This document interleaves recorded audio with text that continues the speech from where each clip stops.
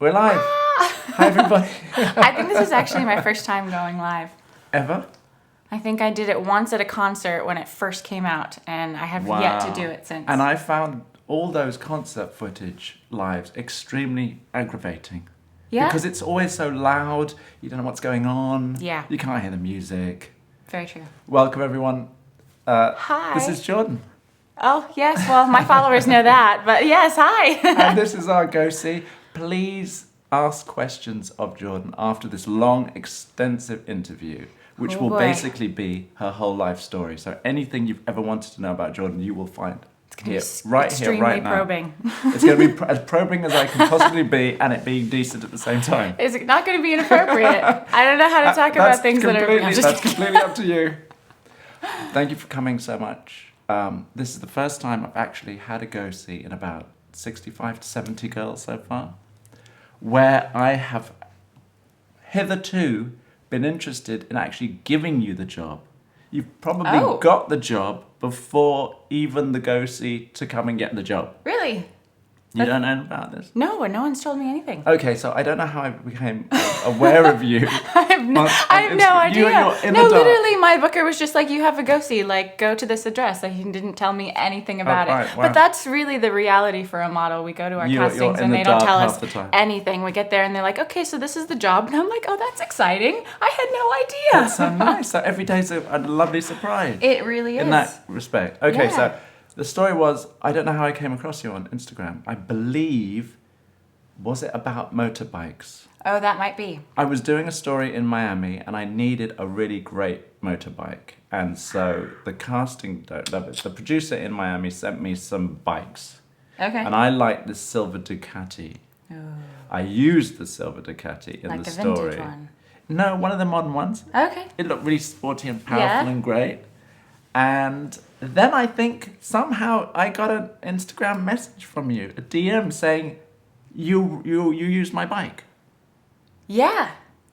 And I was confused because was it actually it wasn't your bike? No, specifically. not It my was the bike same specifically. model. Same model. And then I became aware of your Instagram and the whole motor model, motor angel Yeah. thing, which I thought was literally the coolest, dopest thing I'd ever seen in fashion. No, really. You are technically probably the coolest girl model Oh, thank you. in the world. Because I don't know. There are some pretty incredible girls out there. You know what? This is why I'm doing this freaking documenting this stuff. Because as a photographer who gets to enjoy you brilliant, beautiful women, I want to share that. You don't get to see how it's amazing so you true. are from a pretty picture on a magazine. I wholeheartedly agree. I mean, I think that That's a getting to great know tragedy. models, like the true model behind the face, the Yes. beauty, the photo, Yes. that's really what people want to know. Well, I hope so. It's been enough for a lot of people just to objectify beautiful women on True, very on true. a magazine page for the purpose of selling product. But I think since social media has become such That's a big true. part of our That's true. lives, it's You given could be us doing it's this given every us a, day. it's given us a platform to really get to know the model. And a voice. So I don't even know whether I want to start yet because I'm so excited. All right, so let me talk to you about the job. First of all, can I ask your followers, can you hear this clearly? Me? Because I've got Or a them? really elaborate microphone set up for the phone, and it would be really sad. Actually, you I don't know. Can they hear? Can you guys hear us? Can you hear us? Is it good? Yeah? no shit. People are like, wave. I Okay, I'm don't think you waving. can. Sorry, I wasn't reading the comments. Can you hear her now? I think we probably missed the whole front of that, and I'm not getting a light on this one either. What's going on? This is probably not recording either. Uh-oh. Technical snafus. About. What can you do? Technical difficulties. It Okay, but happens. as long as they can hear you. Can you guys hear me? I guess so. I don't see why not. This is the wrong thing. That's why. Okay. Now I understand. Bear with us. I'm gonna just leave all this in real time as well. This is the proper one. Why not? Okay. Just so go. at least I've got that on the proper camera. But have they told you that they can hear you? Anybody? Not yet. This Can you guys still hear isn't me? working. Crystal clear? Not so much? No. Do we Anybody? Do we have to put the volume up? Is it volume up? This looks like it's working. I don't know. Oh, fuck it. I'm going to go with that. I can hear you. Faith Kendall said she can hear me. Okay. Perfect. I'm so happy. Okay, let's talk about the job business. Okay. So yes. I thought you were really cool, and I thought you might be the girl for the motorbike story itself. Now, I don't know why it didn't happen, but we ended up using another girl. This happens all the time. It's a collective choice usually, although the photographer ultimately has the last say and the ultimate say. But I don't know what happened in that respect. And I think I had already at that point reached out to Dominic, my booker, yes. your booker, to say how much I liked you and how amazing you were.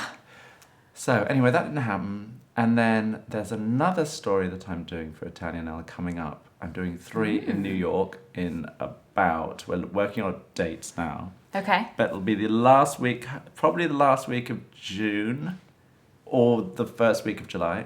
Amazing.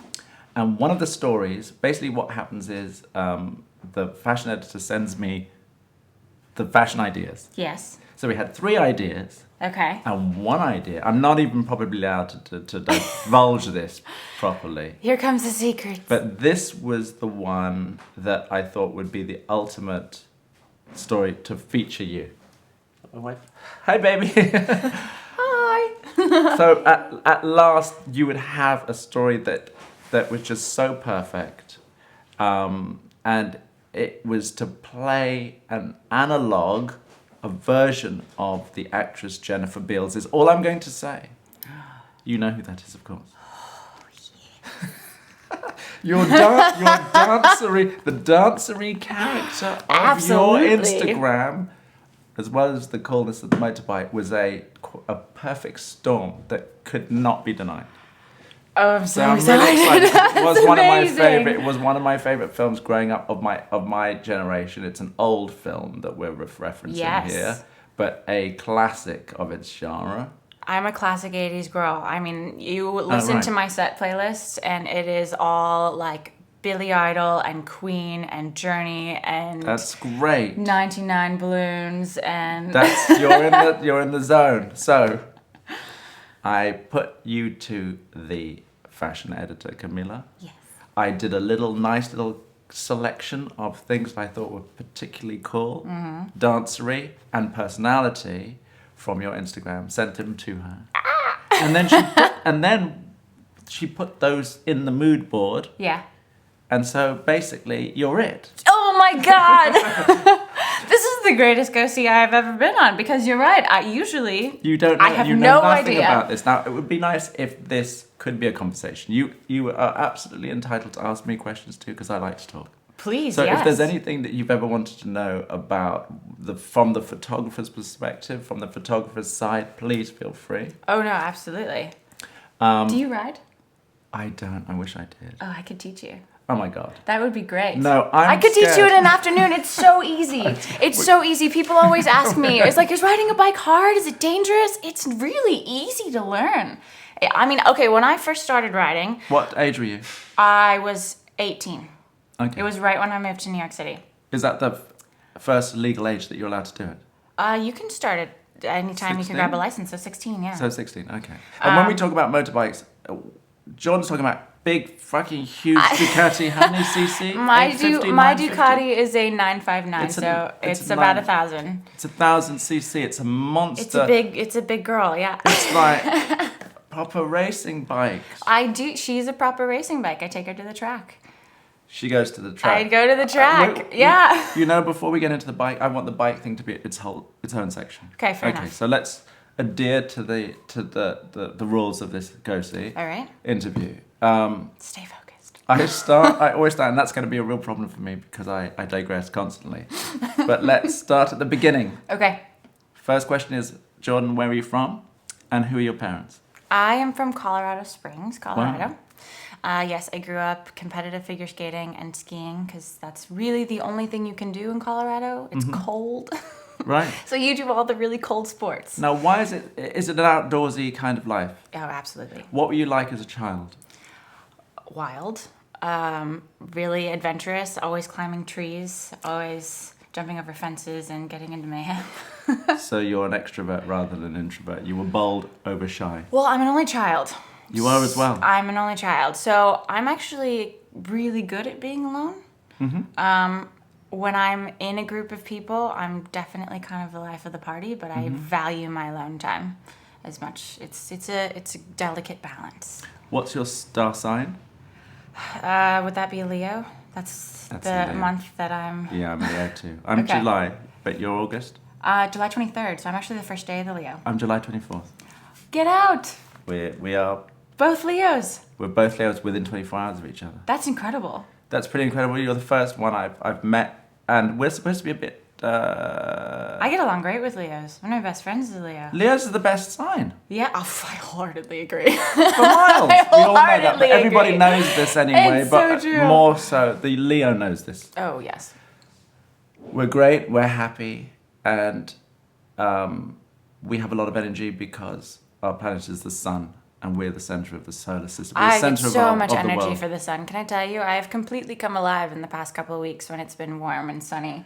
I know, but like cats, can we be a bit temperamental? We're quick to temper. Right? I mean, I think growing up with my mom, who's like the most even-tempered woman in the entire world, I've learned to be very even-tempered, but I'm a passionate person. It's all about passion and care. energy. We care too much. What is your mummy's sign? And tell me who your mummy is and your father. My mom is an amazing woman. She is the Caucasian side of my mixed ethnicity. We have that in common as well. You do? What's I your have a mix? Jamaican mother and an English stroke Jewish father. Cool. Yeah, I have a black mum, you have a black dad. Yes. Okay, we're going to talk about race. I love it. Let's talk What about else is it. there to do on a freaking Tuesday morning? Nothing. Absolutely Okay, nothing. so, Dad. Mummy's name's Beth. what? Beth. Yes. Which is a wonderful, warm, all-American kind of name. It is. Such a mother's She's name. an all-American kind of girl. She was born in Nebraska. She's a big red Huskers fan. What are they called? Nebraska Cornhuskers. There we go. Okay. That's Is their, that the Midwest? That's their team. Yes, Midwest. So what kind of heritage is it?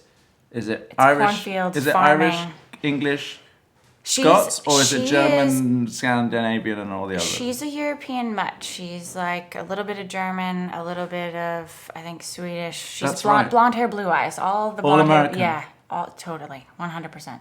An all-American girl. Yep. How did she meet your father? And we not leaving Dad's out. No. My my mom and dad met in Germany. Oh wow. They are both civilian military for the U.S. Oh wow. What's a civilian military? That sounds like a contradiction. It means in it does. terms. It does. It just means that they're not active duty, so they're not fighting. They're not going off to war. My mom was an accountant, so Oh, she right, worked right, on the right. military base. She like managed the money for the Wicked. for the army. Right. So you're an army brat. Does that qualify you as being an army brat or I not? don't know. I don't think so. I think when you are civilian military, you tend to stay in one place for Mm-hmm. an extended period of time. So I was born in Germany. I lived there till I was 5. wow. And then we moved to Colorado, where I lived basically my entire childhood. So we were there for 13 years. And why Colorado? Because my mom's job transferred to Okay, the army out of base work. in Colorado Springs. So your parents met how?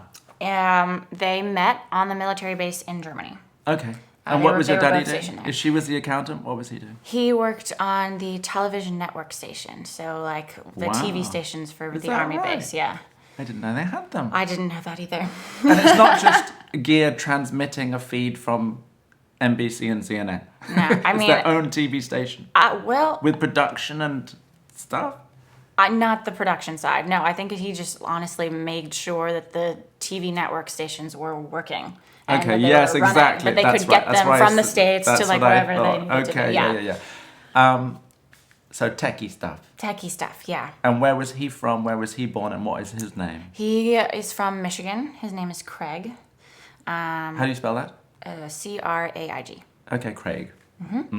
And his family is between Michigan and Texas. And he lives in California now. Okay. How long were they together? They were together until I was 5, technically. My parents were together until I was 5, technically. Oh, really? Yes. So who raised you? I Or- was raised by my mum. Me too. My mum and dad met in London in Okay. the swinging 60s at a nightclub, at one of the hot nightclubs of the day. I can't remember which exactly it was. and my mum was an actress, and my father was an entrepreneur, businessman, wheeler Yeah. dealer. Okay. And he pursued her. She didn't necessarily like him at first. Determined. I like that. I don't think she fancied him. When I say like, I think I mean physically attracted to him. Okay. But he wooed her, and he got what he wanted. Little tip That out is the there, tip. men. Just take no- because you're not the most attractive man in the world doesn't True. mean that you can't have an incredible woman, because if you show her how much you care, she will fall for you. The corollary to that is when a woman says no, especially in the Me Too. Men should maybe listen to that too. Yeah, I'm not saying to be aggressive, Right. but you Do know. you remember your parents together? I do, and the memories aren't necessarily lovely. I do remember my parents together, but I was super young. Yeah, I was I five. mean, when my dad would come to visit, it kind of threw off the balance of things because my mom and I are so close, and we Right. had such an amazing relationship with just the two of us. Do you know what sign she is? She's born September 9th. So what sign is that? Oh fuck, I don't know. Is it I'm a really Libra? bad at I I'm don't- really I bad don't at know. knowing other But people's no, signs. I've got to. I know exactly. We'll have to Google that one. We're Does gonna anybody Google- know what September 9th would be? Any Any ideas for the zodiac astrologers out there? experts out there? September. So it goes August, September. So after Leo would be Virgo, I believe. The Virgin. Maybe. That's Cancer, just is we it- have to find out. Oh, okay. Cancer's before Leo, right? Yeah, that's right. And so you're cuspy, really. You're a cuspish I'm a thing. cusp, yeah. So there No, must I'm, be like, lots right of there. Cancer in there, like it or not. I don't know. The I difficult, feel like I'm the totally difficult- 100% Leo. Yeah, right. Like, no question about it. Yeah, you're absolutely right. Okay, so let's do this. September 9th. September 9. Zodiac. There it There is. you go. First thing that comes I up. think it's Libra. Everyone's looking for it. No, it's Virgo. Virgo. It's Virgo. Yes, Yeah, that's what I you meant. got it right. It is Virgo. Yeah. Okay. Earth sign. All right, we solved that mystery. My dad is a Taurus. That one I know because we butt heads like you would not Right. believe. Unfortunately, the only conversations my dad and I can have are super light topic. Nothing. Small talk? Small talk, basically. That's so sad. Not a lot of in-depth conversation so happening there sad. because we differ so Yes. greatly, and it doesn't usually result in a pleasant conversation. Now, so do you love your mother I love her. and you like your pieces. mother? I like her. Do you like your father? I mean, it's a terrible thing to say. No, Actually. no, it's okay. I just like realised him. what I was doing. I totally like him. Is he likable? He's a absolutely likable guy. He's funny and charismatic, and it's a great smile and a great laugh. He loves to laugh. He always makes me laugh, but he's always making me laugh about things that are also very superficial. You want more depth from him. You want more connection with your dad on a deeper level. I think that growing up having such a deep connection with my mom, that was just sort of enough for me, that I never really craved much more from him. And at are this we talking point- about are we talking about the intellectual, or are we talking about something spiritual or deeper?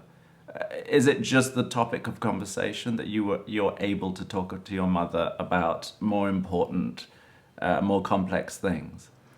I think she's an exceptional listener, and so That's great. I'm a it's great really listener. it's really easy to tell her how I'm feeling. Yes, because she wants to know. without feeling judged or like she's gonna try to Right. intervene or change my mind or counsel me. I felt like if I tried to open up to my dad, he would just try to control the situation or make me feel differently, and I'm like, I just needed you to listen. That's a real challenge for dads. I'm experiencing the same of a Leo child. I have a Leo daughter. So You do? I do. So we're very much alike, and that is good and bad. Yeah. And also she's the princess of the family. She's also an only child like you are. It's great to be So honest. she It has really is. It's so great. Yeah, she has this power, and as with all power, it is it's susceptible to being abused. When you have it, you have to use it very delicately. This is true. And I'm the Leo dad, so I have to feel that I know what not it all, but that I am respected in what I'm bringing to the Yes, table of because course. it's always from the best place. But a Leo daughter will think that she knows better at 11. So we're going through a little phase at the moment. I think that that's probably a big factor as far as why my dad and I don't get along. I think, or not that we don't get along, I'm right in my mind, and he's right in And his none the mind, twain and there's shall very meet. little Yes, compromise that's very true. between the two of and us. I'm experiencing the same thing with my father. We have a relationship which is about arguing over politics on a daily basis. Oh dear. And that can politics be great. isn't even something that we would even remotely consider talking Really? about. I think it would just be too heated. Exactly. Okay, so you grew up essentially with your mummy. I did Yes. too. Yes, My mother remarried. Did your mother? She did, yes. She remarried right before I moved to New York for college, which was perfect timing because I got to spend my entire life with her alone and have her just to myself. But then when I left, I didn't have to feel guilty that she was going to be alone. So it was really wonderful. I think that God had a plan for that one because he's wonderful. His name is Bill. Oh, nice. And he adores my mother. That's so nice. Was she looking for a companion? She wasn't. No, she wasn't. She definitely wasn't. I was her main focus. She didn't date. She'd never dated my entire childhood. She was committed to just being there for me. You got it all then? I mean, she was very adamant about making sure that I wasn't spoiled, that everything that I wanted in life, I worked for. I got really good at bargaining. So if I wanted like a candy bar from the grocery store, I had to say, okay, I will do the garbage for the next 2 weeks to pay for this candy bar. Amazing. I knew that nothing came for free. That's incredible. You had to work for everything that you wanted. Love that. If I wanted a toy, it was like, okay, I will do your laundry and my laundry for the next month for this toy. And I would like sign a little contract. That's so cool. You signed We would like mark the days on the calendar. So Virgo, it was so specific. By the book and straight. No, she's definitely a very type A, organized, structured. That's what they're known for. Yeah. That's I think almost it drove her crazy because I was such a like free spirit. I didn't really want to make my bed or anything. But right. now that I have my own apartment, I'm like everything has to be perfect. Okay, yes. Now, how did you come to? Were you sporty, and then how did you come to figure skating? Particularly? Yeah, I've always been super athletic. I started doing gymnastics. And What then age? 6 or 7. Why gymnastics over dance? I just thought it was cooler. Yeah. The tricks. Yeah. I think that the tricks is the coolest part about it. Yeah. Dancing is beautiful, but it's not. You're not doing flips and tricks and cartwheels. Right. It's not as show-offy on the playground. You know what I mean? Yeah, like exactly. you can show off to Yes. people cartwheels and backflips and all of these things when you're a gymnast. However, dancing, it's kind of like, okay, how am I going to show you unless Yes, exactly. You there's don't no want to music, appreciate it just doesn't have the same effect. Right. So I love to perform. I think that's partly where it came from. So I did like to show off. I definitely like to. Okay, but it's so funny that you ended up on the ice dancing. Yes. And so maybe that is the best melding of those two things. It was with It's the aspect technically- of tricks. it's technically it's tricky. It's so hard. It's To so music complicated. and everything else. Yeah. And of course you're in the spotlight and you're a performer. Yes. Okay, so what age were you when you first performed in public? So you went from gymnastics to skating. So did you do competitive gymnastics? I didn't compete. You No, didn't. I didn't You compete didn't. until I started figure skating. And I was 11 or 12 when I started figure skating. I started really late. That is late, It's right? really late for a figure skater. What drew you to that? Honestly, I went for a birthday party like any other kid first being introduced to figure skating and ice skating in general. And there was a girl there who was a figure skater, and I was so mesmerized by her. She was so beautiful. And I just was like, I want to learn how to do that. This is amazing. And I think shortly afterwards, Ice Princess, the movie, came out. That's And it was like my new favorite That was movie, it. and I watched it a million times, and I told my mom I want to be a figure skater. Wow. And I was so committed to it. I got up every morning, 4 a.m., and would go skating before school. You woke up at 4 after o'clock in the school. morning. Yeah. 4 o'clock in the morning to go skating before school started. Your mother didn't? Oh, she did. Oh, I was dragging her out of bed, That's- to take me to the rink every single morning. That's amazing. I would so go hang on. skating So, after school. I had ballet for figure skating. I had off-ice training. I was so committed to it. so this was a passion. It was my full-on passion. I You didn't think lived, about... ate, and dreamed it. Yes. I didn't So think about anything else. who were your inspirations at that point? Sasha Cohen was my biggest inspiration. Was she the Olympian of the day? She was, at the time, she won the silver medal, I think. I forget which year it was. But she, even still to this day, is just my... Did you get to meet her? Crazy enough, I did get to meet her, course but you did. not until last year. Oh, wow. Yes, my ex-boyfriend, oh God, he's the best. He, when you go to my childhood room, he came home with me for Christmas one year. And when you walk into my room, it's exactly the same as it was when I was living there growing up as a child. And so I have figure skating posters and collages all over the walls. And Sasha Cohen is the majority of those figure skaters on the wall. So he recognized how big of an influence she was on my childhood. And he figured out a way to reach out to her and ask her if she would be willing to have dinner with a fan. And I had no idea about this, but he told me that he was going to have a business dinner with his coworker and his wife and a couple of other people, and that I couldn't schedule anything else on that day, that it was really important that we went to this dinner. And I'm like, okay, fine. So I get dressed up, we go to dinner, and we're sitting there and like waiting at the bar for the rest of the guests to arrive, and this girl and this guy approach our table. And so we stand up, and this girl comes over to me and shakes my hand, and I was like, I'm so sorry, but you look exactly like Sasha Cohen. And she goes, well, that's because I am Sasha Cohen. And I was like, honey, did you know that your coworker was married to Sasha Cohen? And the guy that was with her was actually the host that was walking over. So no relation. My dad, my boyfriend was like, actually, we're just going to be having dinner with Sasha Cohen tonight. This is all just a big elaborate plan to, surprise you. And did he propose to you after that? No, he didn't. He didn't. I mean, he should have for sure. But and I definitely. What was it like? Yes, okay, so obviously the question is, when you meet your... I cried. I started bawling. I just broke down in tears. Partially because it was so cool, but more the realization that this man loves me so much. He fucking tracked Sasha Cohen down. Yeah. That's unbelievable. He wrangled her and brought her to dinner. He did. He reached out to a former Olympic medalist, and she agreed. Is the other thing. She was like, "Are you sure? Like that she still cares? Like she hasn't been a competitive figure skater for years. Like, are you sure she still would be excited to meet me?" And he was like, "I think so. Honestly, I really do." Wow.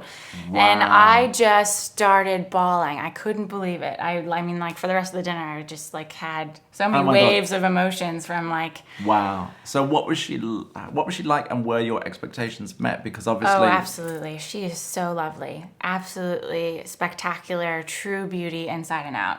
She is such an inspiration. So no letdown. Definitely. I mean, sometimes you meet your idol, someone you look up to for years, and it's such a disappointment, but she did not disappoint. She was wonderful company. That is incredible. The fact that she went there to begin with says a lot, right? And the dinner was at 11 Madison Park after they reopened. So it was a long dinner, like a 9-course meal. Wow. So I got to spend a lot of time with her. Your ex-boyfriend loved you very much. Yes, he did. Let's talk about so let's go back to the skating. So how many years did you do it for? 7 or 8 years. Did you sacrifice all of your teenage years to it? Yes, I did.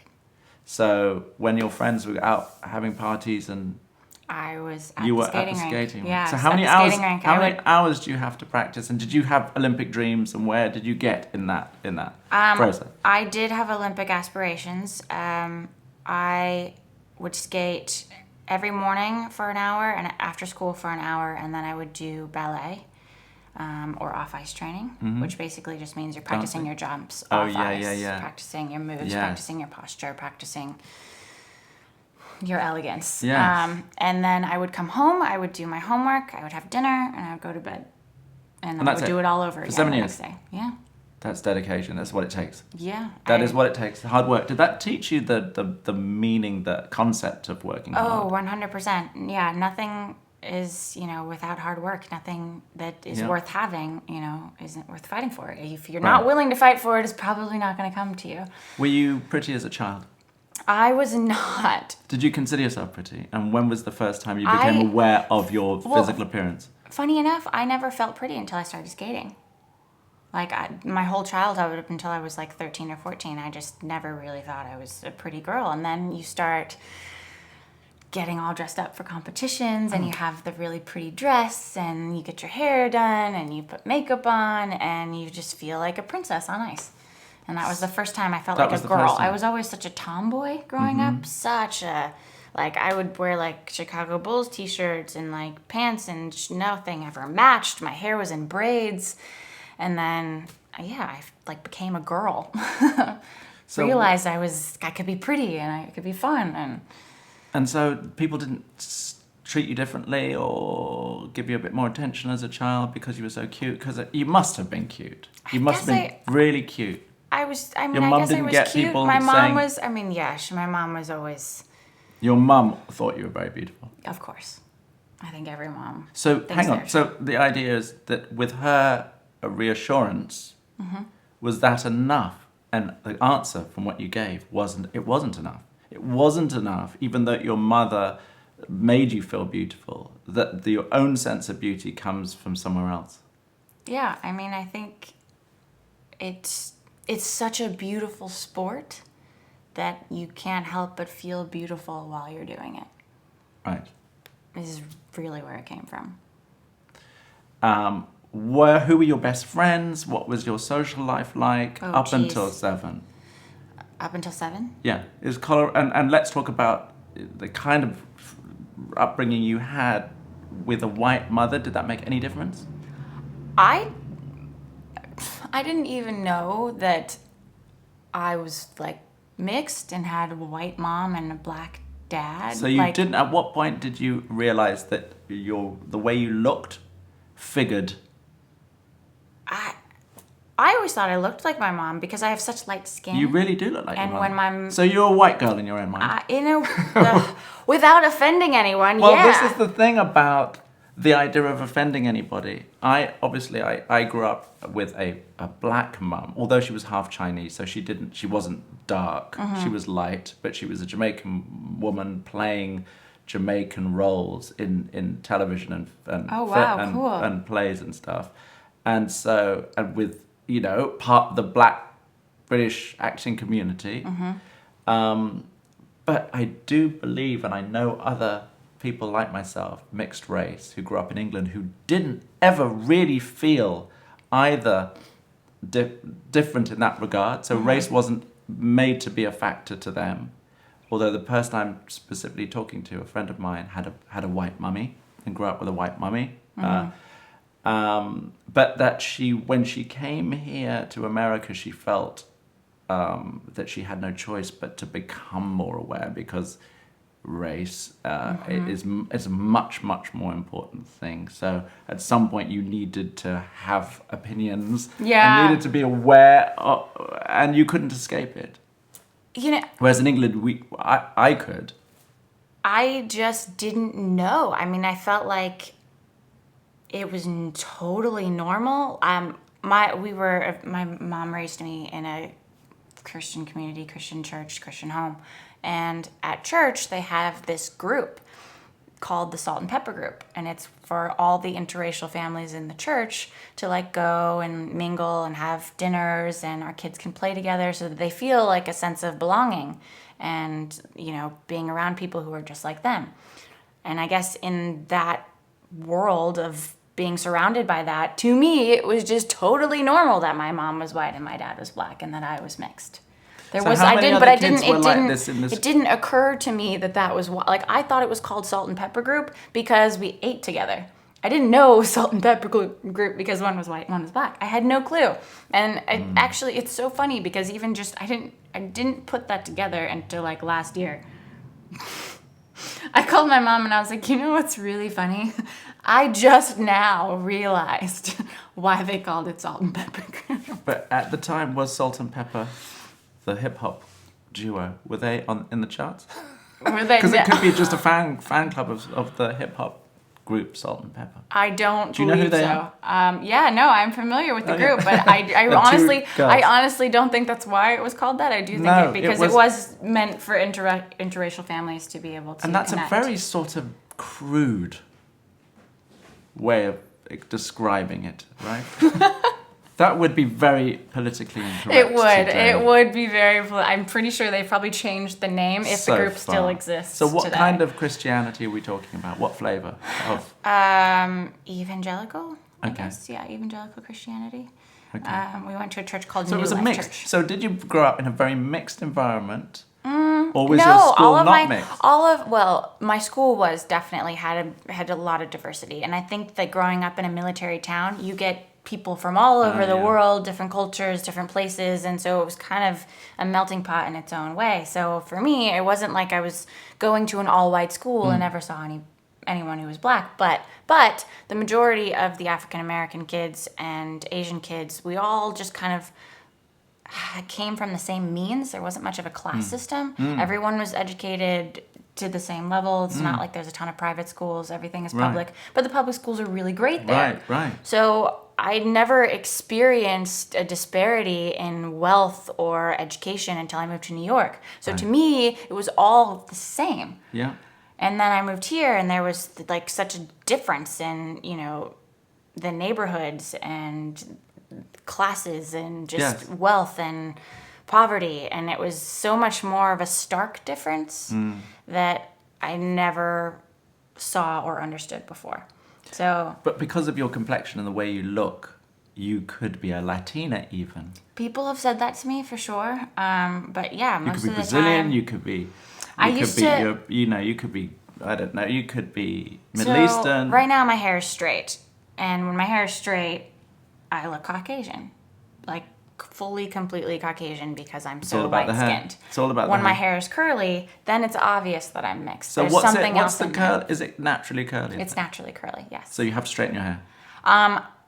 So for it to be like this at the moment.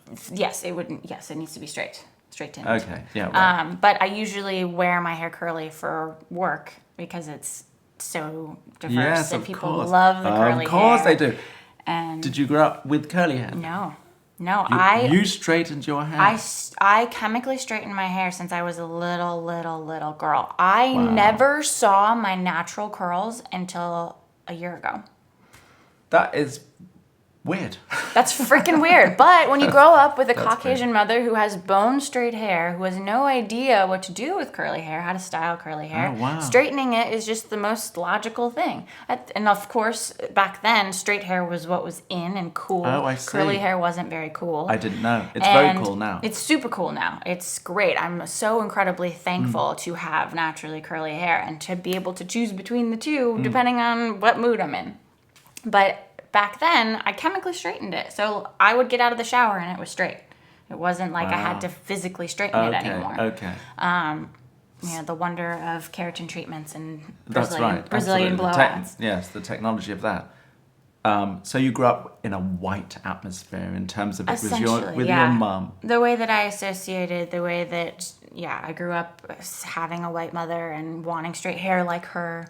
I think it also was. So did you feel that black culture was somewhere else, or you didn't feel part of it? I didn't feel like there was a difference between white culture and black culture necessarily, because even my dad and even the way that I grew up, everyone sort of behaved the same. Honestly, the whites were more like ghetto and hip hop and you had the white kids with the saggy pants and the backwards hat and that wanted to be just like Eminem. Right. And I was like, you guys look ridiculous. But the African American culture was more athletic. I think, a lot of basketball players and football players, they were the gifted ones in school, because all the white kids just didn't have that much talent. Right. That sounds terrible and so politically incorrect. But yeah. It was what it was. was. But it wasn't, it wasn't so much of an educational disparity, I guess, is how I would put it. So who do you think, going back to figure skating is the greatest figure skater who ever lived? Oh, of whoever lived? Who's the greatest of all time? G-O-A-T. Oh, that's so hard. Who's the GOAT? We can say in gymnastics it's, what's her name? The current champion. I'm not that good at the names in the other sports, to be fair. I mean, to me, Sasha Cohen is still the greatest figure skater ever. I loved watching her. She's so beautiful. But in terms of number of accomplishments and skill, Yeah. I can't really say. Okay. Michelle Kwan's pretty legendary. Everybody knows Michelle Kwan. Right, okay. So she's probably the most famous American woman skater. That everyone knows. I feel like you say Michelle Kwan and everyone knows now, especially Tanya Harding and Yes, Nancy of course, Kerrigan after because the of the movie. movie. So Did you like the movie? I thought it was really hard to watch, only because she gets punched in the face so many times, and watching So it was pain, watching her watching abuse. physical abuse like on a female, a Yeah. man hitting a woman, to me Yeah. it's really hard to watch. I mean, that's the Right. truth of her reality, so that's her story. So it's good to be educated in that regard, but man, is it hard to watch a beautiful girl get smacked around by And she both her was- mother and her boyfriend. And she's very beautiful. Yeah, The actress who played her, I can't remember. Margot Robbie. Margot Robbie. She's so hot. dope. She's so hot. super sexy woman. She's incredible. Did you miss having a father? Do you miss having a father still? What is the impact of having an essentially absent father? I growing didn't up? have an issue with it at all. And that is because my mom and I got along so well.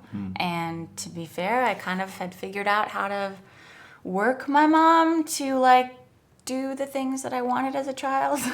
I was very adamant. My mom used to say that I was good at arguing, because if she would say that I couldn't have something or that we couldn't do something, I would be like, well, why is that? And then she would give her reasons, and I would be like, well, what if we did this instead? And she's like, sometimes I just get to say no because I'm the mom. And I'm like, yeah, but Right. your logic isn't really all Yeah. there. And she's So like, you would just challenge because you're logically correct doesn't mean that I'm going to do what you want to do, Right. because I'm the mom and you're the child. Right. But when my dad would come, it was just like, no. There was no discussion. It was just no. And I'm like, well, see, this isn't how it works in our family. See, I get to explain my side and you explain your side, and then we have a debate. Right. And he was just like, no. And I was like, well, this isn't any fun. I don't like it when you're here. I don't like it when you're here. That's not how things work. My Right, mom and I have a system, and you're messing it up. That's right. Okay, what about your teenage years? Puberty, first boyfriends. When did you become interested in the opposite sex? Very early on. Maybe that's the side of daddy issues. I don't really know. But my first boyfriend was in the 2nd grade. I was 7. He was the little neighbor boy. He lived right next door. His name was Roger. Yeah. And we used to go on the side of the house in between our two houses where there were no windows, and we would kiss. Wow, We that's would. early. I'm 2nd grade, and I'm like making out with the little boy, and we Wow. figured out that French kissing is where you touch tongues. And you did it. And so we would like kiss each other, and then we would Oh my stick god. out our tongues so that they would touch. But that was, and So we were how like, we're so often- French. We French kiss. It's okay. How often did this happen? This child sex. How often was it going on? Oh, it gets so much worse. We did the whole "you show me yours, I'll show Oh you my mine." god. I was such a naughty little girl. Wow. And do you think that's built in, that libido? Does it come with the territory of Honestly, I do think it's built in. I think it's just who I you am. are. I've always been super open-minded, and all of my close girlfriends like come to me for advice because I'm just Right. non-judgmental. Yes. And like anything that you guys are interested Yes. in and you want to Right, talk about, right. we can talk about this. Yeah. Sex is totally normal, Right. and it doesn't have to always be so Yes. hush hush. And I'm like, I'll share Wow. my stuff, and then you can share your stuff. And if you don't feel Wow. comfortable sharing, that's fine, because I'm still going to talk about it. Right, okay. So what did you do? Because obviously boys didn't really, apart from this kid in 2nd grade, aren't usually that interested or precocious, stroke promiscuous, until much later on. So This is how true. did you satisfy that part of you? masturbation? No, that's an obvious question. But in terms of actual relationships, to be fair, I've always had boys in my around that I could sort of call upon, fiddle with, and experiment with. And wow. I dated this little neighbor boy for 2 years, and then he moved. That's a lot of French kissing. That's a lot of French kissing. Wow, practice makes perfect. I don't know. You got your 10,000 I've gotten better. I've gotten better at it. Now I feel like I know how to actually appropriately French kiss. I don't still just go around going like... Sticking your tongue out at people. That would be quite funny. Be like, well, no, this is how we do it. This makes us French. We're French. Right, exactly. When in France. So you're basically saying that you always found... I've always had a companion. Willing partners. I did not force myself on anybody. I never had to, thank God. That's amazing. So then how did it go? Who was your first boyfriend, first love? Well, I had a boyfriend that I thought I was in love with when I was younger, but then I didn't really experience love until, true love, until my ex. And when was that? This 2.5 years ago. Okay, so how many boyfriends between, roughly, or I've always had boyfriends for long periods of time. So you're serial monogamist. I'm a serial monogamist. Yes. So I started second grade for 2 years, and then I had another boyfriend for 2 years, and I had another boyfriend for 2 years. Wow. Through your childhood, there were these 2-year relationships. Yeah. Wow, that's incredible. And now, were you attracted to a particular type of boy? What made for the companion? What qualities did he need? What did you have to? Would you just have to be willing? I mean, willing to do whatever you wanted? When I was super young, funny enough, the neighbor boy was like this little Filipino kid. He was very cute, very, very cute, mixed Filipino kid. Okay, so cuteness is important. The way a boy looks. No, it's not that important. So it was random? No, he just, I don't know. He was just there, and I thought he was cute. But I mean, they can be cute to me. They don't necessarily have to be classically good looking. Right. So what is it about? What is it about a guy that you find interesting, attractive? What would pique your interest? What would, Well, now, especially, I think that light-colored eyes for me is very important in terms of attractiveness. That's so specific. But they could I don't know if it's weird, but it's very specific. They could be blonde or dark-haired, short, tall. I actually prefer people who are either my height or a little bit shorter. Is okay. Wow. I don't like tall guys. Why is that? That's very counterintuitive, because you do know that in terms of biology, human biology, tall men and short women have the best chance of procreation. Really? No, They're the most desirable in terms of, childbearing, I have not done my research on those statistics, so I can't honestly say that would factor into it. I think that every tall, dark, and handsome, it's such a cliche, right? In a weird way, every tall guy that I've dated has been insecure. I think that... Why would he have to be? I always imagined it to be like dogs. Like the big dogs don't have to bark because they naturally realize that they're superior I think physically. that if you date someone who is the same height as you or a little bit shorter and they're fully confident in themselves... You like that? It is the hottest. There is nothing hotter than a guy who walks into a room with a tall, beautiful girl on his arm and is like, I honestly agree with you. This is amazing. I'm so happy to be the guy on this girl's arm and I am killing it. As opposed to the guy who's awkwardly trying to stand up straight and maybe could you not wear heels? I want the guy who's like, baby, put on those heels. Let's do this. You're talking. It must be a Leo thing. But for many years, I thought I had an icon, a photograph of Dustin Hoffman walking down a New York freaking sidewalk with his girlfriend. Yes. And it was like he was bringing a horse down the street. Yeah. It was just a completely different, and I thought it was the coolest freaking thing. I think that it is so manly and so attractive when a man is just super confident to have this tall, absolutely. beautiful woman on his arm. Absolutely. Without, like, tall men never had to really embrace that Didn't have security. to work on that. They didn't have to work on that. So they just sort of have it, and they're like, okay, they don't know well, what we're to do with together. it. You're with me because I'm tall, as opposed to, like, you know what I mean? That's right. And he's worried deep down inside. He's thinking, it's just because I'm tall. It's just because I'm tall. What if I was short? Like, Yeah, would there were she lots still... of tall guys. What do I have? Yeah. Apart from my height. It's true. It's so funny, lie but ties. that's true. Lie ties, and then brain. Oh, what- intelligence, everything. Yeah, I like the nerdy ones. 100%. I will never... I don't date male... I'm sorry. I don't date male models. You've obviously had It opportunity is so... to date male models. You've done so, and you're speaking from deep experience. I've hooked up with a couple of them. Yeah. I'm not... It's not a life partner for me. I kind of want to be the only pretty one in the relationship. You don't want to have to compete. In a way, yeah. I kind of want to... You want to be the beauty. I want to be the beauty. I think that's okay. That's okay. I think that's standard. I think that's pretty typical. It's standard issue. Most women want to be the pretty one in the relationship. Absolutely. I don't want to have to tell you you're pretty 20 times a day to, like, help your ego. Right. Okay. So the first love, you're saying didn't happen until much later, after a lot of experience in what boys and stroke men are like. Do you know what they're like? Do you have a good sense? You're not looking for dad. You're not looking for daddy.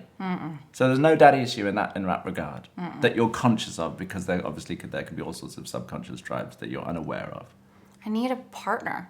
I don't need a little boy. I need a man. I need a true partner in crime. And I need someone who's adventurous, because I'm adventurous. I don't want someone who's timid. They have to keep up. I want someone that if you don't ride motorcycles, you're at least open to learning and trying. Right. I want to wake up. Wimps need not apply. I want to wake up on a Saturday morning, pick a breakfast spot anywhere in any of the boroughs, and go for a motorcycle ride to breakfast at this location that we've chosen. To me, that's like such an amazing way to spend a Saturday morning, and I would prefer that the guy didn't have to ride on the back with me, you know? Like, it would be nice if you had your own. So tell me about, dating boys while you were a figure skater, was that difficult? And were there straight boys who were skaters? I've never dated a skater. Was that because in your mind skaters were pretty? No.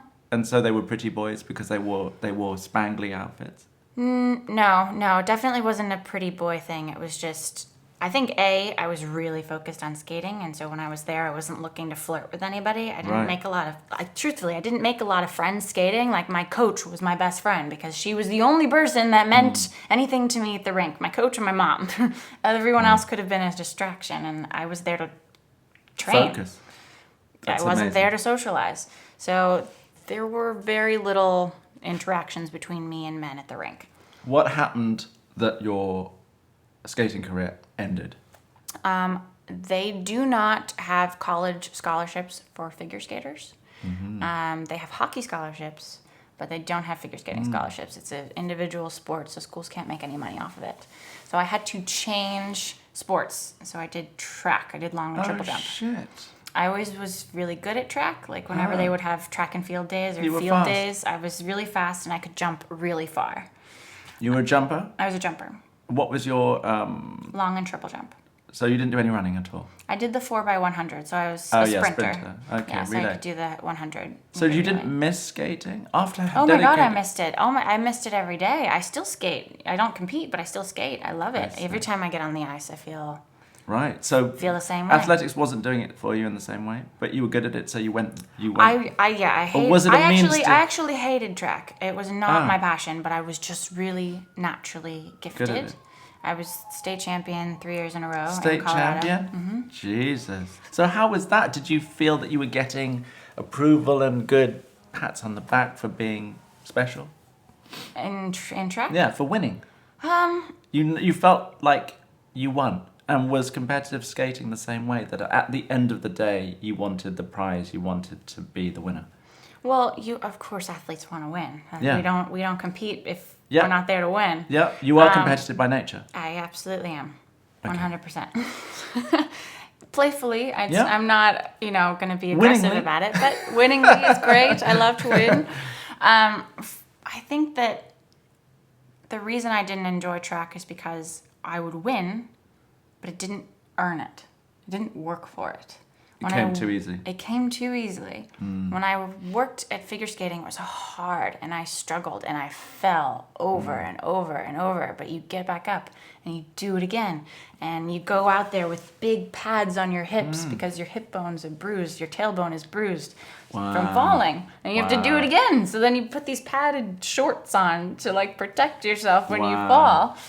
And, that's amazing. But that drive and that dedication and that hard work made winning so much more beautiful. Like when I would stand on top of the podium after winning a gold medal in skating, I would cry because it was such a relief. It's such an emotional, everything I've been working for is finally paid off. Whereas with track, it was just another medal. Wow. Which is sad. I wish that I had more of an emotional connection to it, but I just didn't. Was all this a means to an end? It was a means to an end. Just getting into good college? It wasn't so much about, college scholarship was the most important part because my parents didn't set aside a college fund for me. So I knew that the only way I was going to school was on your own through thing. scholarship. Yeah. So it was my parents were like, she's smart, she's athletic. Yeah. We don't have to worry about it. Okay. She's on her own. She's got it. She's going to be fine. So I had a full ride track scholarship to just about every college in the country. And I knew I wanted to live in New York because I did want to model. Okay, so at what point did you felt beautiful as a skater? Yes. You owned that and you felt confident that you were beautiful? I had grown into accepting who I was as a woman, yeah. Yep. And when did the first idea of being involved in the fashion industry rear its head? It wasn't so much fashion as it was Victoria's Secret. It was, wasn't it? Mm-hmm. Going into the Victoria's Secret store as a little girl watching the Victoria's Secret fashion show. Yeah. I would wander around the Victoria's Secret store for hours, just looking at all of the pictures of the girls on the wall. Not even so much the underwear as the models. Of course. And I was like, I want to do that. I want to be that. That is what age? I was meant to do. I was 14 or 15. That is what you were born to do. And I would go and I would buy a bra and panty set, and then I would study the catalogs that would come in the mail. And then I would go into the spare bedroom in our house, and I would put up a sheet, like this one, and I would set up a camera and set up with a timer, and I would just pose for hours on end. You did your practice. I would practice. I would pick out a photo in the catalog, and I would practice that pose, and I would put them together and try to match it. I made these crazy angel wings.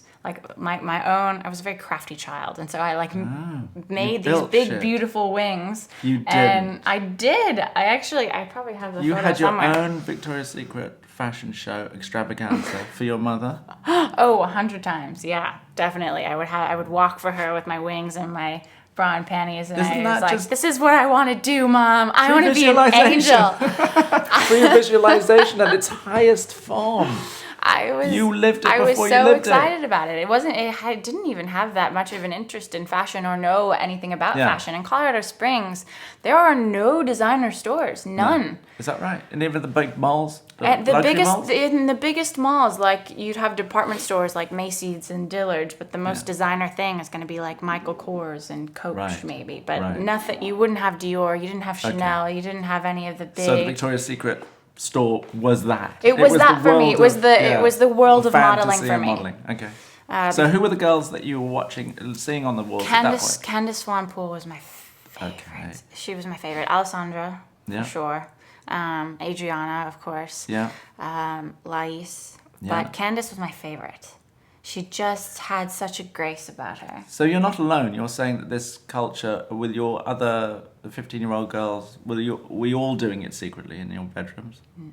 No. I think I was a little bit of a loner in that regard. Because, what 15, 14-year-old girls going to buy lingerie and buying, nobody cared about, people liked Victoria's Secret in the sense that maybe they wanted to get something sexy for their boyfriends, Yeah. or I mean, at that age, you're still buying pink, right? So, but I don't think anybody went into the store and was like, I want to be the girl on the poster. Right. You know? Right. But to you them, did. it was just a store, but not to Okay. me. To So me, it was So where did this figure goal. in terms of life goals? So it was Olympian skating. Then it was Victoria's Secret, Angel. Pretty much, yeah.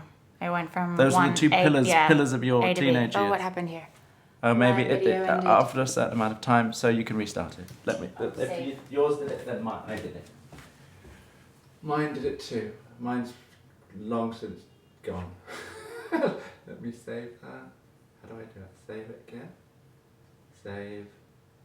I think you have to click that. Save. Do I have to hit share? Good. And then let me do it again.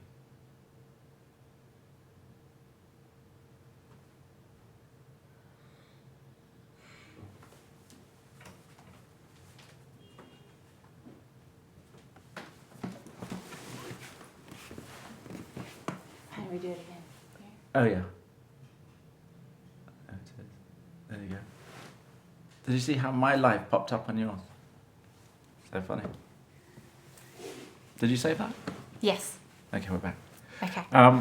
Okay, so what did you have? Tell me then, therefore, the steps that you took methodically to become a model. Oh. So when I moved, well, aside from doing all of these photo shoots in my bedroom alone, You were practiced at a certain time. At a certain point, you knew that you could do it. oh, I was convinced, 100% convinced. I was like, this is what I was meant to do. This is what I want to do. Your calling. I think so. That was it. I mean, it spoke to me. I was so excited. And I think it was because also being a performer, being a competitive figure skater, it was the long-term adult way to be on a stage. Because get the it's really attention. hard after you are an athlete and you're competing in a rink when you're the only person on the ice in an arena surrounded by people. What can you possibly do in life that's going to recreate that feeling? Yeah. That high, that adrenaline, that excitement. That's right. There's very few things that you can do in your adult life that are going to Not make when you you're feel that and way. even above riding fast motorcycles every day, all day. That's. I mean, because that's that part becomes of normal. it. That's exciting, and it's still such an adrenaline rush, and it really does get me excited. But it's not a career unless yes, I'm going right. to race motorcycles for a living, which Right. I think my time has passed because I started so late. But Oh, I see. I needed something that I could do as a career that I loved and that would excite me and that would still sort of put me on a stage for people to Look at. in a way. That's simply. But okay, so what was the first step? First step. Well, being an athlete in college, I was sort of scouted to do athletic modeling. That was where it started. That's a So no-brainer. my first foray into the modeling world was with Wilhelmina Fitness, the fitness board, the fitness division. Is that a different type of modeling? It's still modeling, but it's not fashion. It's body. It's body, but it's being capable of doing a pose or position or a move or an athletic activity. Lululemon, for example, if they needed you to do a yoga pose in modeling, they needed you to do a handstand or a forearm stand. You could do all that. I can do that. Whereas most models Can't do might that. not be able to do that. Right. So it's Yeah. it's more And it's than a just big being a pretty market, face. right? It's someone who needs to be able to actually perform. Yeah. Someone who can jump rope, skateboard, surf, whatever. I mean, there's someone for everything. But the more skills you have, the better Okay, chances you have of being booked. so they approached you by what? By physically approached you one day? I think they reached, at the time, it was Facebook. Mm-hmm. Facebook or... A scout saw you on Facebook and DM'd you on Facebook. Yeah, whatever And they call it, messaged you to say, we're interested in representing you as a model. Mm-hmm. Was that instant message life-changing for you? How did you react to that message? Was it, oh, well, here we go. Now my life can start. This is the beginning. How did you react when you first read that message? I was it's exciting, but at the same time, it wasn't really what I wanted to do in that sense. I didn't want to be a fitness model, and I was so scared that Did they say the word fitness model in it? Mm-hmm. That was like really so the you only were slightly reason disappointed. I was slightly disappointed. I wanted to be able to do everything, and I was concerned that they were only going to put me out for fitness photo shoots. And for the first 2 years that I was modeling, yes? I said yes. You went home. You showed your mum. No, I showed my mother agent. No, wait. Forget mother agent. We're talking about your own mother. When that first message came through, did you go into your mother's bedroom? Oh, I was in New York. Oh, you'd already. I was in New York at this time. I was in college. I was here. Oh shit. Yeah. Okay. So is there stuff I need to fill in terms of our timeline? No, I think for the most part. You went to college? I went to college here. I had a full ride track scholarship. What did you study? Psychology. Is that good? It's not great in the modeling world, but No, was it interesting? Was it an interesting No, it's a great subject. It's a great subject. I really Did you learn a lot? I learned so much. I still wonder if I'll go back to school if I actually want to be. I wanted to be a doctor. That was when I started doing it. But I also knew I wanted to be a model. So it was kind of like everything's going to be put on hold while I. You didn't feel at any point that you should have started earlier. In modeling. Yeah. That it's something that you should have been doing in your early teens. I don't think so, matter. because figure skating at the time was so important to me. Yeah. I don't think I would have traded it for the world, and my mom never would have let me really model the way that a lot of girls do when they're 14 or 15, where they're like traveling the world and doing runway. And my mom, we also didn't have a lot of money when I was growing up, so like being in Colorado was where I was going to stay. And there's just not any modeling to be done in Colorado Springs or even Denver, really. So it was like, unless I was going to uproot my life and move to a metropolitan city, which was not an option, it wouldn't have started until later in life anyway. Is figure skating an expensive pursuit? It absolutely is. So everything went into that? Everything, yeah. Because ice time is expensive. Private lessons are expensive. Having new costumes is expensive. The figure skates alone are like thousands of dollars. And getting the blade sharpened and gas going back and forth to the rink. Having a program, choreographer, ballet, it's super expensive. I mean, I have no idea how my mom did it, but she's a rock star. She's a total rock star. Thank you, Mom, Beth. Thank you, Mom. Yes. Yeah. So college, were you wanting to get through it as quickly as possible to then be able to dedicate your whole life to? Pretty much, yeah. I wasn't. Were you modeling through it? No. You didn't? I wasn't. Okay. Definitely not. So, what was the first job? From the Facebook I am to signing properly, what was that process like? We need the nuts and bolts to be able to tell people who might be interested in the process. Basically, I came in for a meeting, and the agency... Wilhelmina? At Wilhelmina. In New York? And in New York, yes. And I met with Topher, who's the director of the Wilhelmina Fitness Board. And he sort of explained, like, what they do here, and he wanted a full list of everything I was capable of doing. Yes. Which was a lot. Which was a lot, yeah. Being a skater, being a gymnast, being, doing yoga, skiing. Right. You were all-rounder, babe. I could do just about anything, and if I didn't do it professionally, I could fake it. To the highest standards. And I told him my biggest concern was not being able to do fashion. I was like, I really do want to do fashion. I want to do Victoria's Secret. I want to do more. I want to do more than just fitness. It was like the first thing that I said. And he was like, oh, you know, like, don't worry. We share our girls across all boards. Like, you'll be able to do everything. And I was like, yeah, but really though, like, are you going to send me? Are you going to submit me? Like, who's going to know that I'm here? You know, like, I don't want people to just see me as that. Like, can I sign with, I was like, can I sign with all the boards? So there could be a get out. You felt that maybe there would be a gulag that you wouldn't be able to get out of. Yeah. Because once you sign, like, you're kind of locked into this position. Like, how are you supposed to so at no move point, if things aren't working for you? If no one pitches you for fashion, you're still signed for 3 years. So you didn't take it upon yourself. You weren't incumbent of your own designs to go to all the various agencies at this point.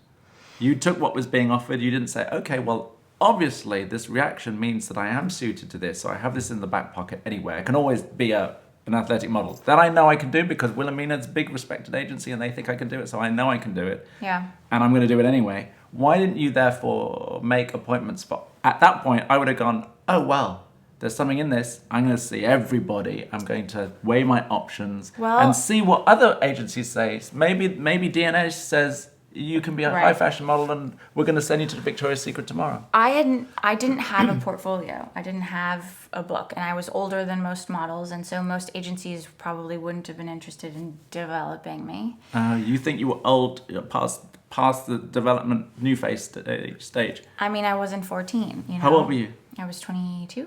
Okay, yeah, that makes sense. And my mother agent was like, you know what, I think that this is a good opportunity for you to take. You take it and you run with it. You do test shoots. You let them know that you want to be a fashion model, and you sort of just work your way through and let them know that you're there. You're in the at least you're in. And Wilhelmina is a recognizable, solid agency. Absolutely. They have all avenues available to you. And you're actually going to make money as a model. And you can make some money. Yeah. Fancy that. And so I started working with them, and I started doing test shoots, mostly of my own connections to photographers. I would just reach out to them on Instagram and be like, hey, you want to do a test shoot? Hey, you want to do a test shoot? Hey, you want to do a test shoot? Because Wilhelmina did not have any interest in developing me as a fashion model. Right. They only had interest in developing me as a fitness model. Now, can we make a distinction here between a fashion model and even a Victoria's Secret swimsuit model? Mm-hmm. There is a distinction there, and if you had to choose between the two, where would you go? I mean, there's some crossover, the very big models. I mean, I think that there's a lot of crossover now. If you're a Victoria's Secret model, you can do anything. You can do runway, you can do print. And that's the point, because you've transcended, you become a celebrity. You're a supermodel at that point. Victoria's Secret is the one brand that has the ability to transform a model into just another model into a supermodel. Like, you're on this stage for everyone to see. Everyone knows your name. Everyone wants to work with you. Yeah. If you've been chosen, you've been anointed, essentially, into the fashion world. So that would be my main goal, because then it opens up so many doors. Right. But it's not easy to just walk in and be like, hey, choose me. And then it works out for you and everything goes that. I mean, I thought that was how that was how it played in my mind. Absolutely. But I mean, I did the Victoria's Secret casting for the first time this year, and I think that it went. Was that a big deal? It was a huge deal. How did you feel about that? Because I had waited, I'd been on the fitness board for 2 years, and every year I would watch the Victoria's Secret casting come, and I would watch it go, and I was never submitted. I never had the opportunity to even be in front of them. Wow. And then finally, I changed my hair, did the curly thing. You did the curly thing. I did the curly thing. I got switched to the image board on Wilhelmina, which is their big fashion board. So hang on. So how did you feel about that? And how did that... That was when everything changed, and everything was so... It was the hair. It was the fucking hair. It was the hair, 100%. I went from being just a commercial girl to being a fashion girl, a high fashion model. Girl. Different. Who is this? She's got white skin with this big curly hair. What is... I don't quite understand it, but I like it. That was the major game changer, was the hair change. And now, then for the real first you, time, the authentic you, the natural you, the organic Jordan. The organic Jordan no is what chemicals, completely the changed. chemical-free Jordan. Yes. See, something in that. There is something in that. Embrace who you are. It's the only real way to make it in this industry, for sure. So, okay, so how did that... So this was just a random surprise booking one day. You were actually then going to go for the Victoria's Secret. I mean, How did you feel about that? Oh, I was so excited. I mean, it's such a big honor. Like, just to be invited to the casting. That alone is huge, because there are millions of models out there that Want to be there? don't get invited to the casting. So just being able to go, that is an honor in and of itself. And then being invited to the callback was an even bigger honor. And that was a huge deal. I got a callback. I did. Yeah. And it was my first year doing it. So I think getting invited to a callback on your first year is a positive thing. It's a very positive thing. And now, are you super positive? Does your athletic training give you the skills to pre-visualize and to see yourself on the runway and all of those skills that manifest Before lives? I walked into the casting, I was listening to the soundtrack of Ice Princess, the figure skating movie. Because when I needed to get pumped for a competition, I would like play certain songs to like get in the vibe, get in the zone. Like, I can do this. Like, the song it's one of the songs is called "Watch Me Shine," and it's just like, that's deep, because it's been the soundtrack for so long. It's part of your it cellular memory. still has the same like effect on me to like get me like excited and pumped and like in the zone and focused and ready to do it. Showcase. Now, were you very well aware that your natural personality and who you are was essentially a checklist of what every photographer and client want in a model? Were you aware I did not of know that. No, that wasn't something that I understood or knew or realized until I think I started working in the industry. Did you compare, let's say, do you compare your Instagram feed with other girls in the same general area to see what differences there might be? Yeah, I mean, definitely. And do you know what you're working as opposed to what they may be working? Do you know what your strong suits are? Do you know what you're conscious is, I guess, the word I'm looking for, of the effect that you want to communicate? Yes. I think that... Oh, my phone's going to die. I need to be better at showing my personality. That's the most absurd thing I've ever had. On my Instagram. That's all I see. Really? I think I need to do more videos and like talk to people and show people who I am, because I think I'm so animated and maybe the question answer thing. But so when you just do a photo, it's sometimes hard to like be like, okay, yeah, but who's that girl? I've had people tell me like when they meet me in person, they're like, oh, you're so much more fun in person than like on your Instagram freaking thing. It's just pure that. That's all I've seen. Well, but I suppose that's a maybe relief. I'm so happy to like zeroing in on it, or maybe because it's so obviously different to most girls. Is it? The freaking confidence that you always bring. You're always goofing and having a laugh and being silly and using your body and being sexy and flirtatious and... I'm so relieved. But more than any of it, it's the fucking glee of the life that you're living. You're fucking happy doing it. You can tell. I love what I do. Happy to be here, easy to work with. That's all we need. I am so thankful and blessed that I get to do this job. It is. But that comes across. There's no moping about on your feed. I am so truly lucky. I mean, You're living your fucking best life. I'm living the dream at the end of the day. Yeah. I mean, I think about like where I started and where I came from, and the fact that I am able to pay rent is just in New York City, doing what I love to do is a blessing. Of course it is. It's a huge deal. I get to travel and see I've always loved to travel. I was like born with a passport in my hand, and I just... Exactly. I love being on planes. Like, I'm so excited to go anywhere and... An adventurer. Is there a benefit of being an athletic model and or swimsuit model? Do you have the opportunity to maybe make more money because you get to work for bigger brands or sports brands, or it's a bit more advertising? Is the money better? Or really would you prefer to be an Yves Saint Laurent girl.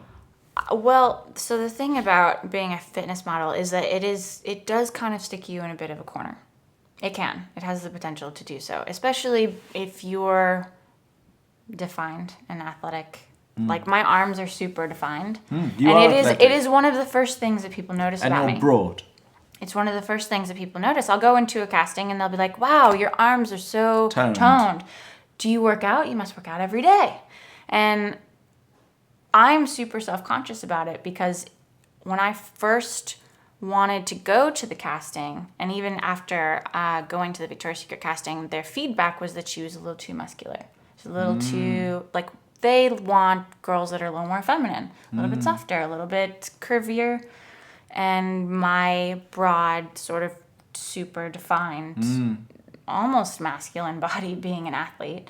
And the ballet dancers have those amazing arms. Aggressive, I guess, for their typical aesthetic. I do hope that changes because I think that as we're recognizing all sorts of body types, skinny, curvy, and athletic. seeing them all beautiful, athletic is a body type in and of itself. You're gonna be there. They're gonna be the first freaking call. Endomorphic, mesomorphic, and you're a metamorph. I'm a mesomorph, yeah. Meso's round. Isn't it? Ecto's me. I'm a skinny ecto. Your athletics, the metamorph, and the mesomorph is the round, curvy, voluptuous one. There's ectomorph, I'm endomorph, and mesomorph. And I thought it was meta. I'm pretty sure mesomorph is the... It's meso. Either way, there's 3 body types. Yes, that's right. The skinny, the curvy, and the athletic. And you're the athletic. I always athletic, thought that was but meta. I would really love for Victoria's Secret to be like, okay, we're going to have a truly athletic girl. They will. But you know what? The stuff you do when you're in your lingerie or swimwear, you look super like that. You look super sexy, curvy girl. That's good. I don't see the difference personally, but I'm not judging the tone in your arms when you come in the door. It's been the strongest feedback that I've received every time I go for even swimwear stuff. They want girls who are a little bit softer and a little bit less defined because it's distracting. When the first thing people see is my arms when I walk into a room, that is distracting. If I'm going to be on a runway doing a show with designer clothes and I'm walking down in this dress and the first thing somebody says to me says as a comment is like, "Oh wow, look at that model's arms. I wonder what she does to work out." And they completely miss the dress. That's a big problem for the designer. So there's nothing you can do about that. It's distracting. I can't tell you how many things I have tried to be softer and less muscular. I'm going to piss a lot of people off in saying this. I don't work out the way traditional people would work out. When I first started modeling, I was really muscular because I was doing track. I was like, you were an athlete. I was a full-on college Division I athlete. I was like lifting weights Muscles. and like I had muscle like you would not believe. And six pack. I still kind of have it, but I try to. Oh yeah, my daughter has an 8-pack. It's hard to lose once you've had it. It's like, it's so hard to lose. But I remembered asking my mother agent what she thought I should do to like have more of a model body. And she was like, well, maybe just don't work out very much. She's like, you could do yoga and you can walk. So I turned walking into like an Olympic sport, wow. just walking. And I do it now. I live on no weights, no gym. No weights for you. If I go to a Pilates class, I refuse to do anything that involves my arms. So I'll like focus on my butt and my tone my abs, but I will not do anything arms. I even get concerned like carrying the groceries home from the store sometimes that I'm gonna like build muscle in my arms. Wow. I'm like, just stay soft. No, I worked for many years with Stella Maxwell for Italian Elle when she was coming up, and she became a Victoria's Secret model. And there was something, I must say, something very soft about her. She was skinny. She had a skinny frame, but there's a sign kind of softness to the thing. So there's something in that. There is something in that, 100%. I think people just don't want to be distracted by it. People want you to be able to wear whatever it is, whether it's a swimsuit or lingerie or dress or clothes, and not be fully distracted by the body. But you do lingerie modeling? Not a ton. Not a ton. I mean, I do for myself because I love lingerie. It's like my biggest addiction. But I haven't done a lot of professional lingerie work.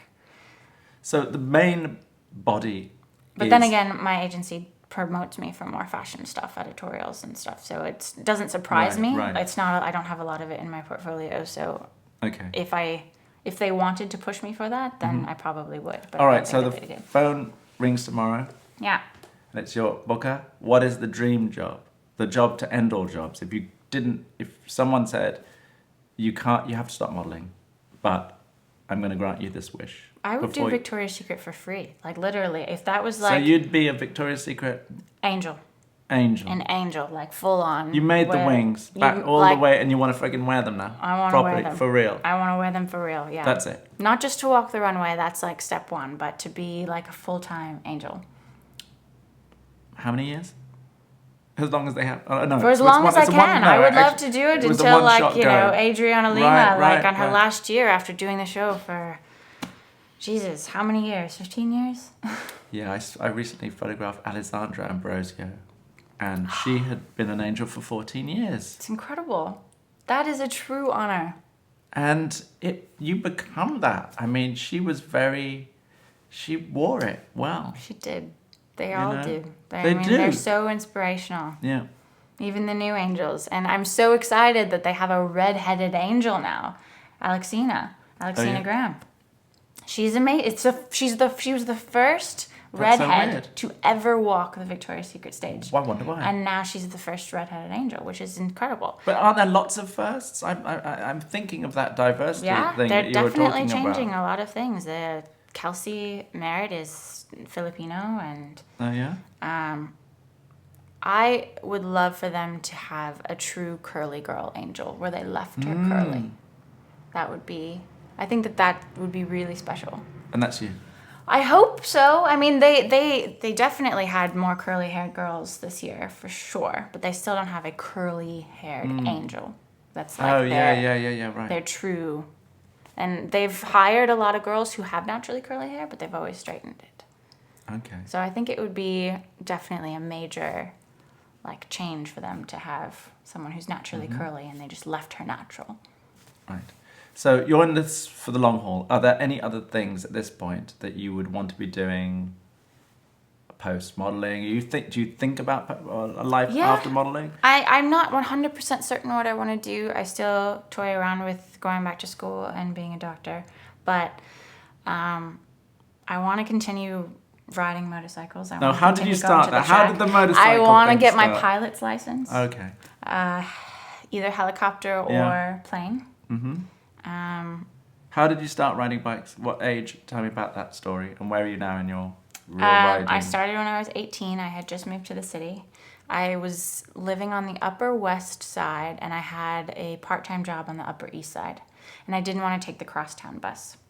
So my next logical step was to get a motorcycle, right? Because it would be fun to get around, It's a great way to commute. It's easy to park.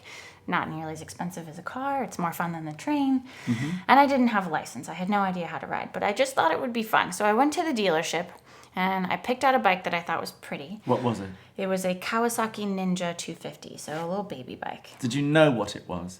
I had done research. I was like, what would be something that doesn't have a lot of power that I could manage, but still looked badass? Still looked like it was a racing bike, but only went, as fast as a glorified moped. Oh, wow. So okay. So that was the first, is that a starter bike typically? It's a pretty good starter bike, yeah. Yeah. Because it's not going to be too much power for you to handle.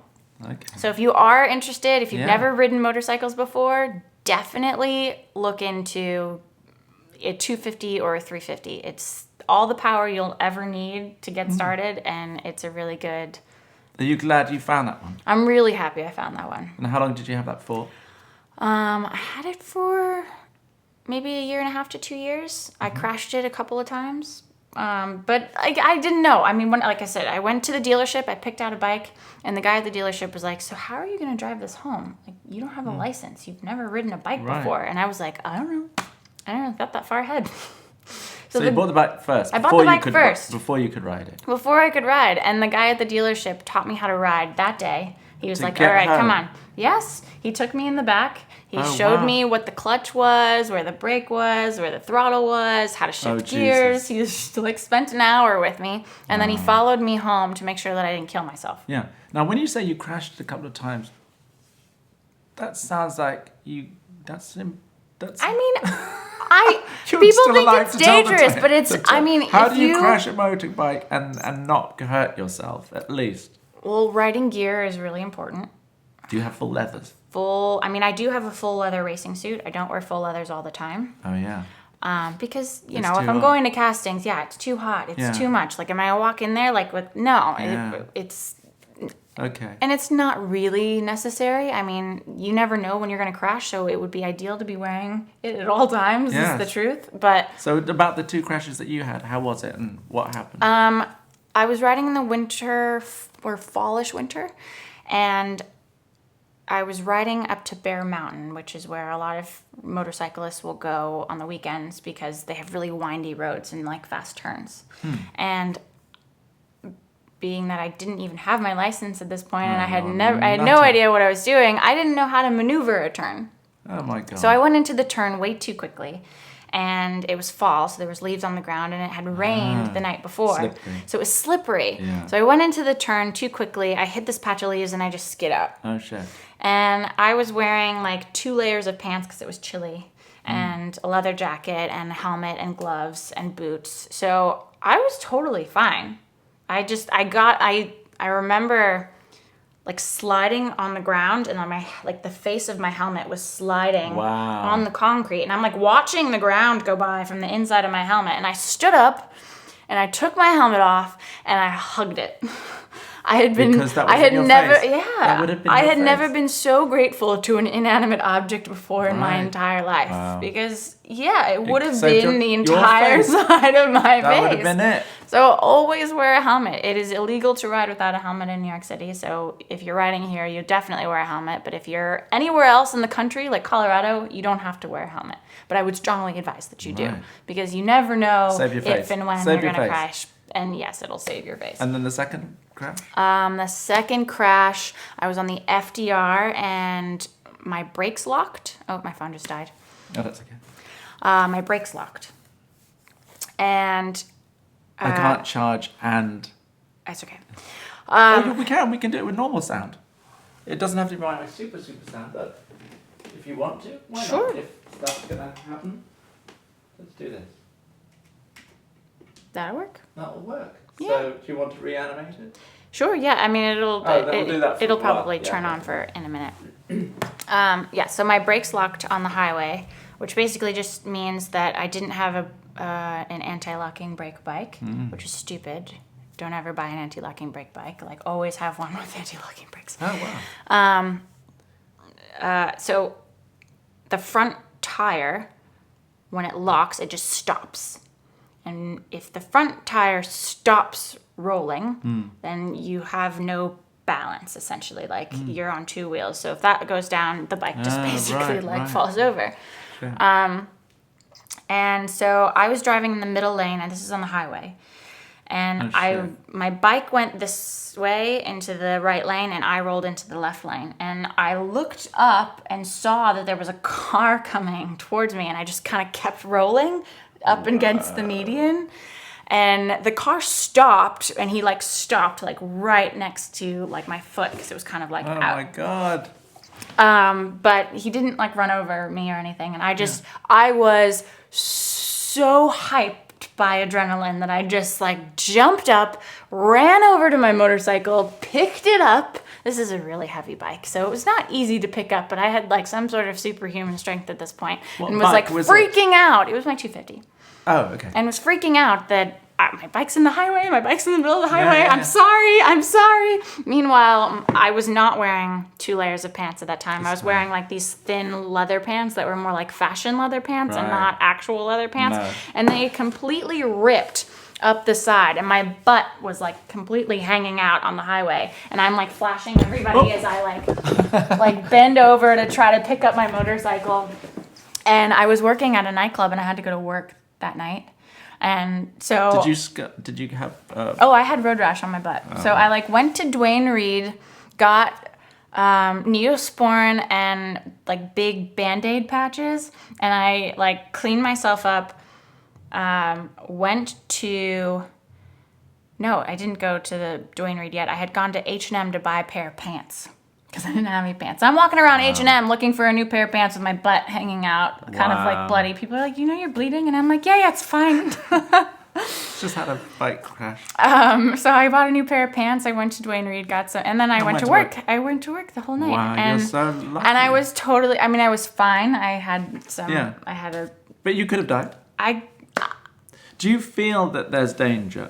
Do you feel that you're vulnerable on a fast-moving machine? You're absolutely vulnerable for sure. But I think the way that I look at life and writing is, if it's your time, it's your time.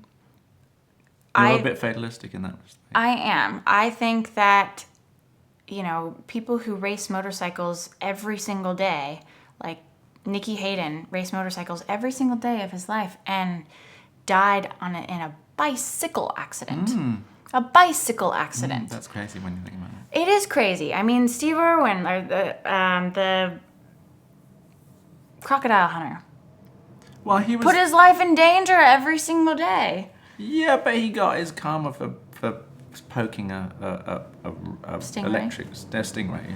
Yeah, but like he wasn't eaten by an alligator. He was like no, but he was killed by the stingray. But that was his. But I just mean that was his time. Like you could be walking down the street and have a piano fall on your head. But it was taking it for granted. He took absolutely for granted, didn't he? It's a stingray, and he. I mean, maybe he pushed it to the limit, but I mean, I just think you can die at any time doing anything, and it could be totally innocent, mediocre. You could die in a car crash. You could be walking down the street and you get hit by a car. You could get struck by lightning. You could choke on your food. You could drown in a swimming accident. You could have a plane crash. There's so many ways to go, but if it's not your time, it's not your time. A friend of mine was telling me that he did like a helicopter ride when he was in Hawaii, and he went one day and had a beautiful trip, and then the next day, the same pilot, the same time, and the same helicopter went out and crashed, and everyone in the helicopter died, and it was like, wasn't your time.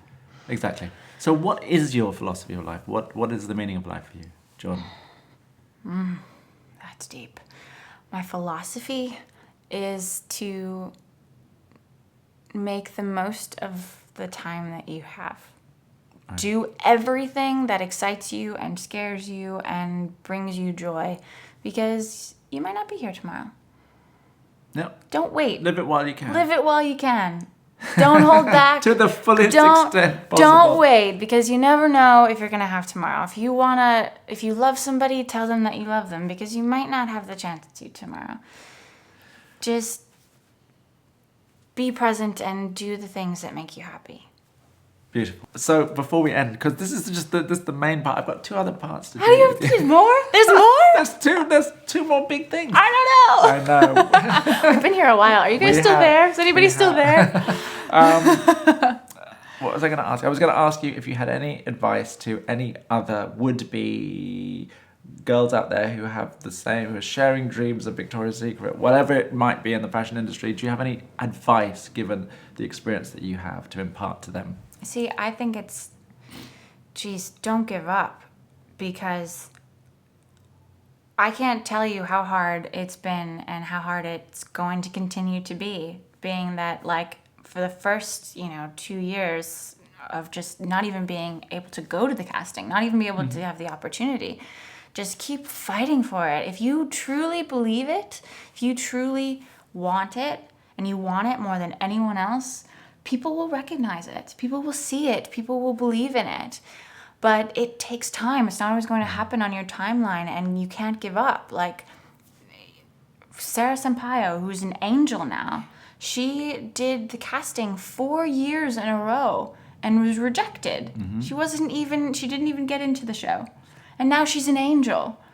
But can you imagine taking 4 years of rejection and still going back?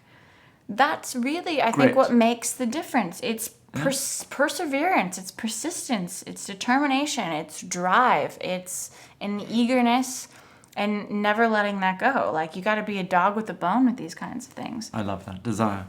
Desire. Passion. I mean, when Mario Testino said, there's a quote that I really, really love. It says, get obsessed. Totally obsessed. There's no use just liking what you do. Be obsessed with it. Photography and fashion is very much like that. And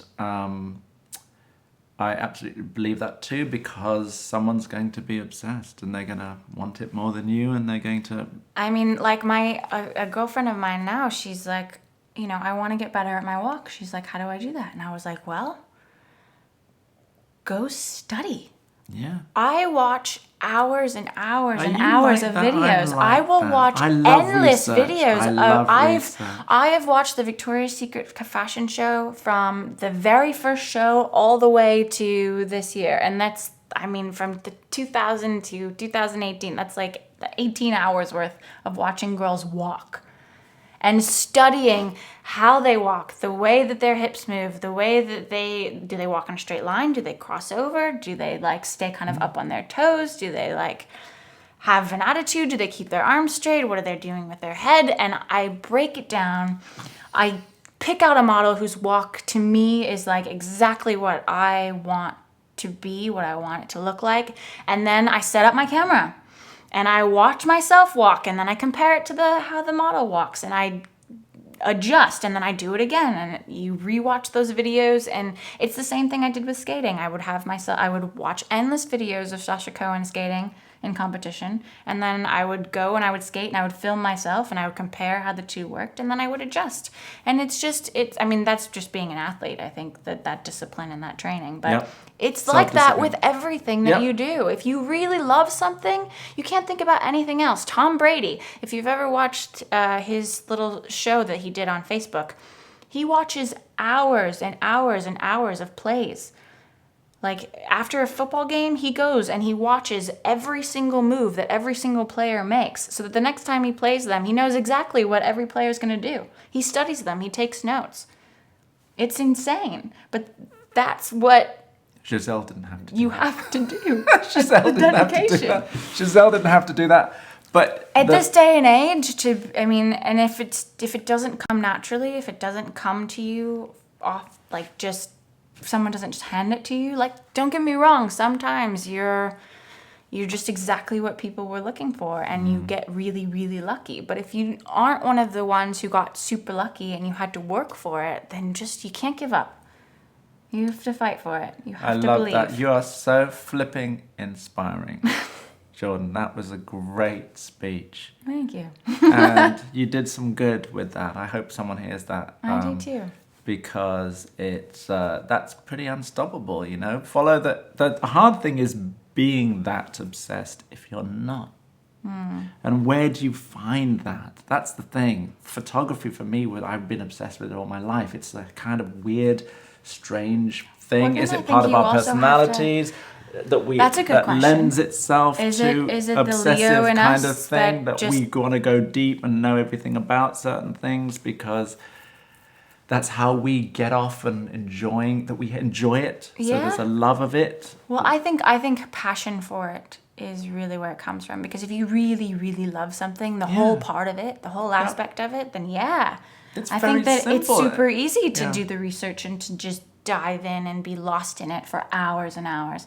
And if you don't really love it, if it's not truly your passion, if you're just doing it for the thrills or the excitement of who you might get to meet or who you might get to photograph or getting to travel, or if you're just in it, to make a little money to, pay for something else that's important to you, then you're not going to obsess over it. But if you really love it. Yeah. So the question is, how do you find passion in life? And it's that, for me, is the crux, because if you don't have it, it's built into us.